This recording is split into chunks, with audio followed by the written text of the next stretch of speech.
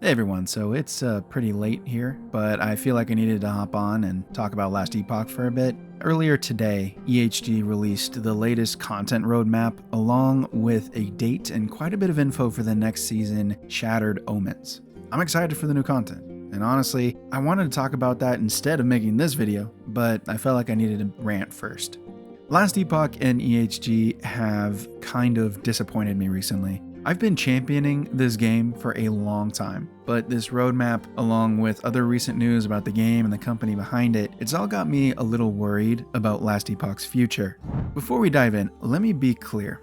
I love this game. I want it to succeed, I want it to grow into the ARPG powerhouse that it should be, but recently, Last Epoch news has been a constant negative, or at least a mixed bag, and it's taken away a lot of the confidence that I had in EHG to deliver on their vision, which I love their vision. I think they have so many innovative ideas, but this is taking away from it.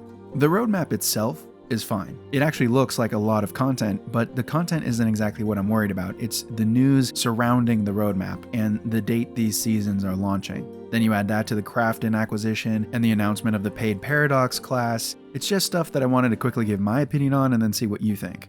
So if you haven't been keeping up with the Last Epoch news, which I wouldn't blame you, nothing game related has happened since the launch of Season 3 back at the end of August. But if you haven't been keeping up with the news, EHG was acquired by Krafton back in July. This is the same company behind PUBG, who has recently been under fire for some not great decisions with other developers, most notably the Subnautica Studios, who allege that Krafton pushed back the release of Subnautica 2 to avoid having to give the developer studio a $250 million bonus for hitting certain revenue targets.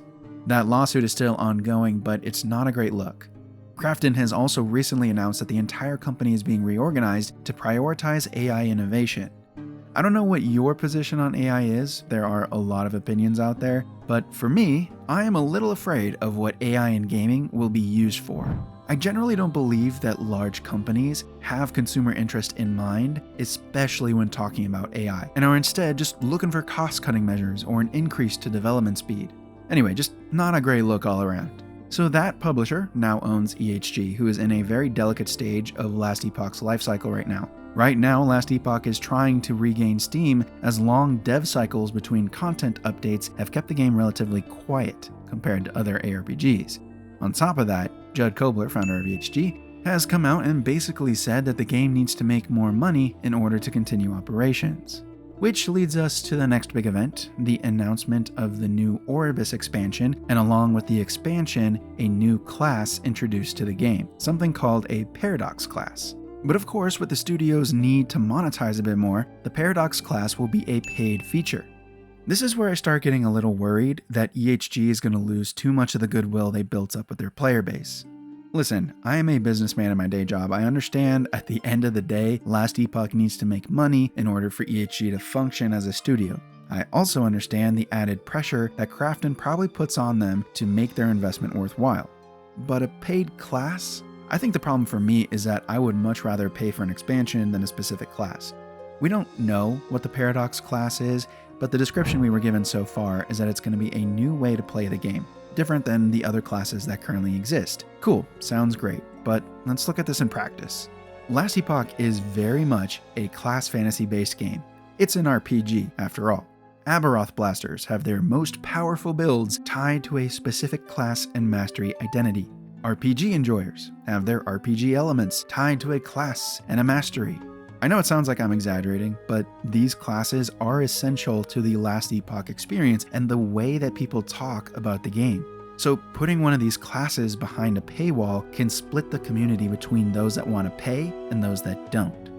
Leaderboards will be split, build guides will be split, people will get FOMO if they see that the Paradox class is the strongest class in the game, and if EHG introduces more classes that are all paid, well now there's an even wider split between those that can pay to try the cool classes and those that can't. Like I said, I understand EHG needs to make money, and from a business sense, I think it's smart the way they're doing it. Give the expansion to existing players for free, but charge for the new class. I think they could make a lot of money if they want to play that class up. But as a customer, I'm not much a fan of the decision. So now we finally get to the roadmap.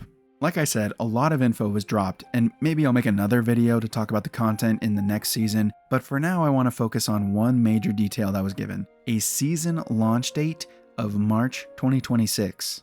This is giving me flashbacks of the wait for Season 2. Why is it taking so long to release Season 4?